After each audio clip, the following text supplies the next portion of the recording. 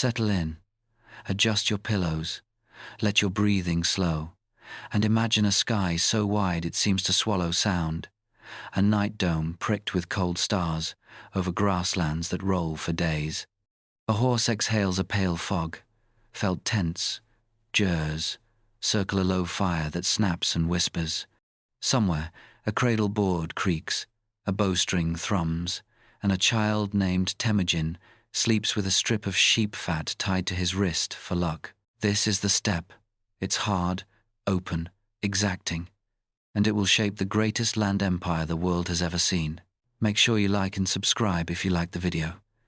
Leave a comment down below about your favorite part of Genghis Khan's history. I'd love to hear it. Thank you so much.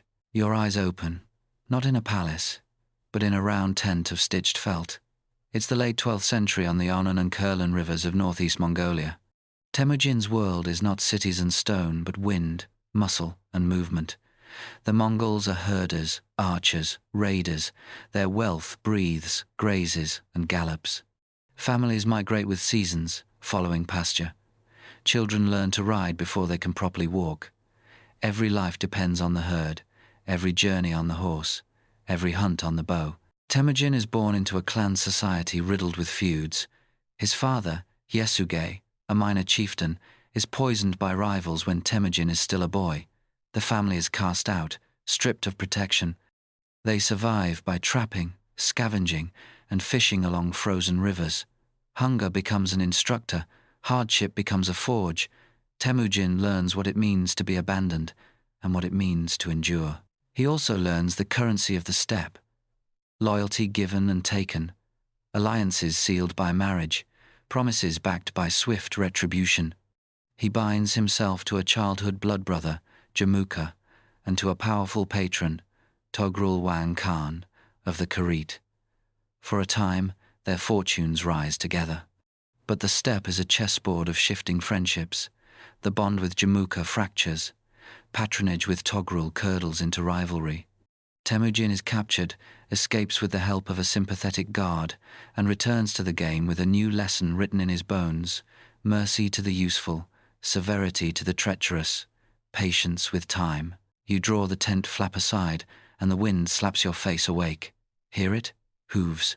Thousands. Temujin has learned to gather people not only by fear, but by rules.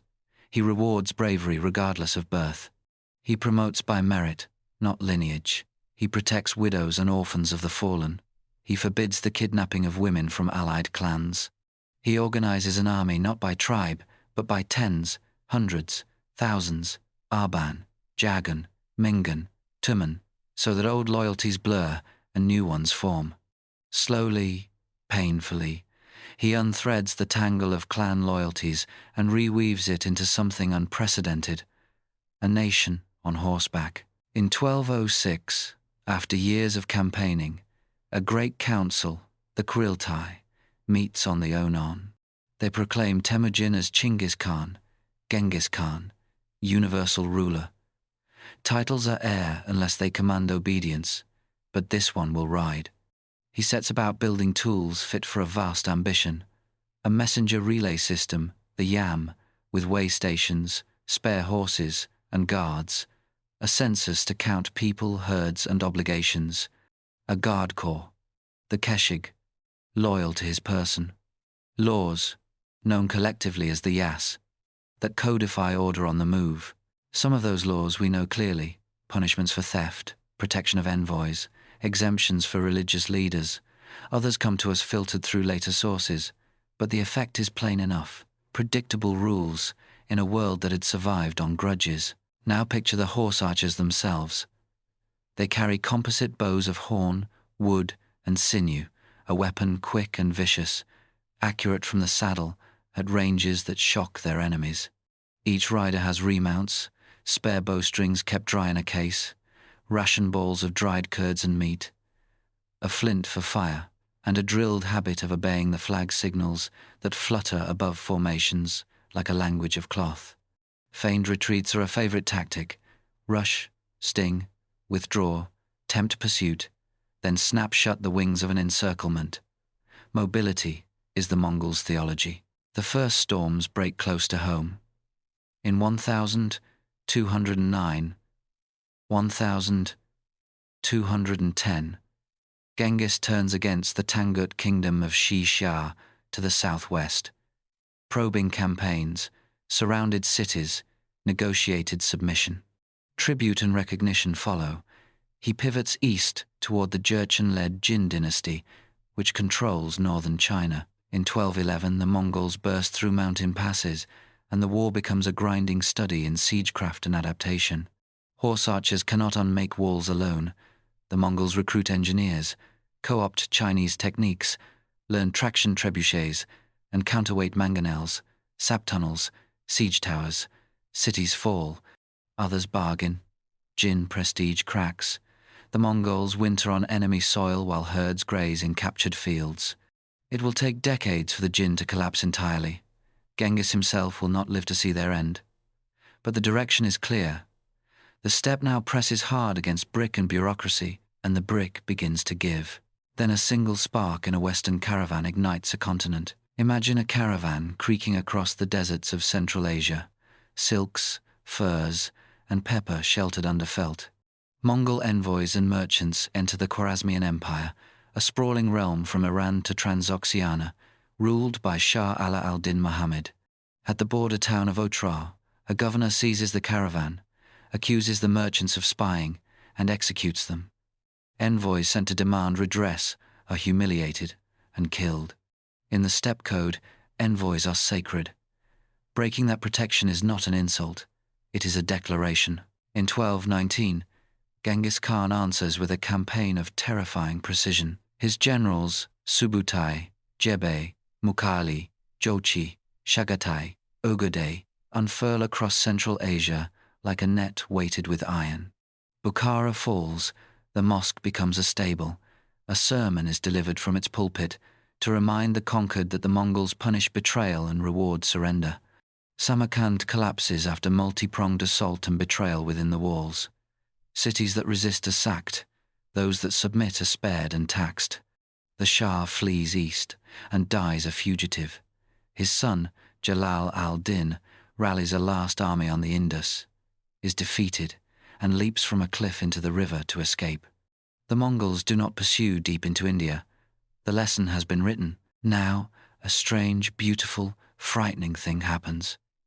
With the Khwarezmian state burned out like a husk and Jin power reeling, the Silk Roads begin to open under a single imperial will. The Mongols want movement of goods, information, talent. Artisans are spared and resettled. Physicians, scribes, engineers, and translators are enrolled. Nestorian Christians, Buddhists, Muslims, and shamans serve at court. The empire favors skill over creed and insists on safe passage for envoys and merchants. This will later be called the Pax Mongolica, a Mongol peace, and while it is never gentle, it is very real. A corridor of relative safety from the Mediterranean to the China Seas, patrolled by riders who can cover a day's journey in a morning. But the empire is not a straight road. It is a living argument. Expansion pushes families against each other. Genghis' eldest sons, Jochi and Chagatai, quarrel bitterly during the Khwarezm campaign. Succession questions simmer. Genghis assigns the western marches to Jochi, who dies before him, the central heartland to Chagatai, and the mantle of Great Khan to his third son, Ogedei. In 1227, during a final punitive campaign against the Tanguts of Xi had defied him at the worst moment. Genghis Khan dies. The exact place and cause are uncertain. The burial site is unknown by design. The living must keep riding. Ogedei becomes Great Khan in 1229 and proves something rare, a conqueror's son who can also administer. He orders the building of Karakoram on the Orkhon River, a capital of carved stone and traded timber, where a silver tree, courtly artifice, pours mare's milk and wine.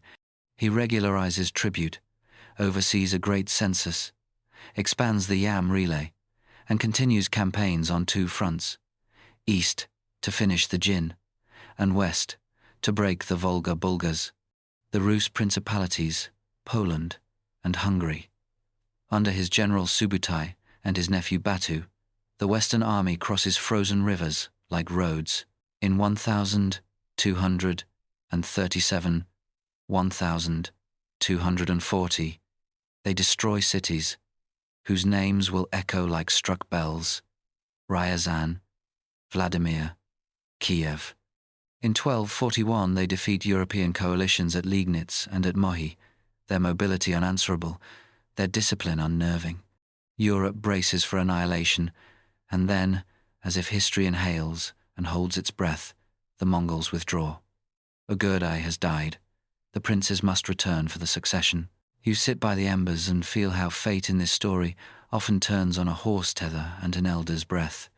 The recall from Europe shows the empire's structure clearly. Whatever distant conquests unfold, legitimacy still gathers in the steppe, at a quiltai of princes. Batu establishes the Ulus of Jochi, later called the Golden Horde, over the Kipchak steppe and the Rus. Chaghatai's line rules Central Asia. In the Middle East, a new branch will soon strike. And in the East, a grandson named Kublai watches China. But the throne in Karakoram is no easy seat. After Ogurdai, regencies and rivalries tangle. Turigine, Ogurdai's widow, rules as regent for several years, a reminder of what steppe women can be in this world: managers, negotiators, property holders, even kingmakers. Sorgatani Beki, widow of Tolui, will quietly shape the future by educating her sons, Munka, Kublai, Hulegu, and Arik Berk, in administration as well as war. In 1251, Munka, son of Tolui and Sorgatani, becomes Great Khan. He is austere, efficient, and ambitious enough to try what even Genghis did not: remaking the world at both edges at once. Munka assigns two grand projects. In the southwest, his brother Hulegu will break the Ismaili strongholds in the mountains of Iran and the Abbasid Caliphate in Iraq. In the southeast, his brother Kublai will complete the conquest of the southern Song, the richest, most populous state in the world. The Mongols thus draw a bow across Asia, arrow nocked at both ends. Follow Hulegu first.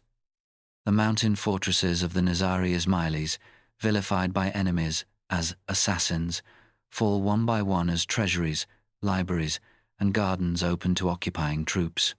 Then Hulegu descends on Baghdad. In 1258, after a short siege, the city, once heart of an intellectual world, collapses. The last Abbasid caliph is killed. For generations afterward, poets will write about the Tigris running black with ink and red with blood. Some image is a metaphor, the destruction is not. Hulegu establishes the Ilkhanate in Iran and Iraq, a Mongol state that will patronize astronomy and history even as it devastates older orders. To the southwest, a Czech appears. In 1260, Hulegu's general Kitbuka marches into Syria and meets the Mamluks, slave soldier rulers of Egypt, at Ain Jalut. The Mongol army is defeated decisively. Kitbuka dies in battle. The myth of Mongol invincibility fractures. A balance is born in the Middle East. Mamluks in Egypt and Syria. Ilkhanate in Iran and Iraq. Decades of border war to come. Now ride east to Kublai. His campaigns against the southern Song are long and cruel, punctuated by sieges that strain imagination. Xiangyang holds out for years until counterweight trebuchets, engineered with the help of experts from the west, smash the walls. Rivers become battlefields. Navies are cobbled together on both sides. In 1271, Kublai proclaims a new dynasty, the Yuan, claiming the mandate of heaven. By 1279, after the last Song loyalists die aboard their ships in a swirl of smoke and silk at Yamen, China is unified under Mongol rule. Kublai governs from Dadu, present-day Beijing, and his court becomes a crossroads of languages and cuisines. He adopts many Chinese state practices: Confucian bureaucrats, household registration, paper money, the Kao, state monopolies, while reserving top military and fiscal posts for trusted Mongols and Central Asians. He tries to ride two horses at once: steppe sovereignty and agrarian empire. The ride is not smooth. Famine relief and granaries work some years. Inflation and debasement of paper currency hurt others. He supports Buddhism and tolerates Islam, Christianity, and Taoism, though religious disputes sometimes flare. He fails in spectacular ways too. Invasions of Japan, 1274 and 1281, end in typhoons and wreckage. Expeditions into Vietnam and Java bring disease, heat, and guerrilla resistance. Even emperors discover that some environments refuse to be conquered. By now, the empire is clearly not one thing, but four major khanates: the Yuan in China, the Chagatai Khanate in Central Asia, the Ilkhanate in Iran and Iraq, and the Golden Horde in the steppes of the north and west. Communication continues across them. Envoys pass, brides travel, merchants wheel and deal, but political unity frays. Kublai and his brother Arik Berk have already fought a civil war. 1,261,264 over the right to be great Khan. That scar does not fade. In the west, the Golden Horde under Berk, converted to Islam, breaks with Hulagu's Ilkhanate over both religion and power, and their conflict skews alliances across Eurasia.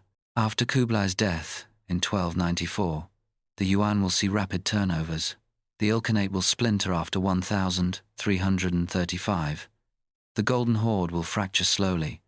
The Chagatai realm will eventually nourish a new conqueror, Timur, who is not a Mongol but builds atop their legacy. Pause with the quieter facts that make this empire more than battles and banners. The Mongols knit Eurasia with a courier lattice. The yam posts keep horses, fodder, and shelter so messages, orders, and merchants can cross a continent. The empire enforces the safety of envoys with a severity bordering on sacred. It runs censuses and appoints tax farmers. It grants Noyan commanders lands and revenues. It turns merchants into partners, Ortog, by staking their caravans with state capital in exchange for a share of profits. It resettles artisans instead of killing them. It uses siege engineers instead of daring fate. It grants religious communities tax privileges to keep the divine on all sides. This is not tolerance in the modern sense. It is a policy designed to make things function. But function, it does. And ideas move.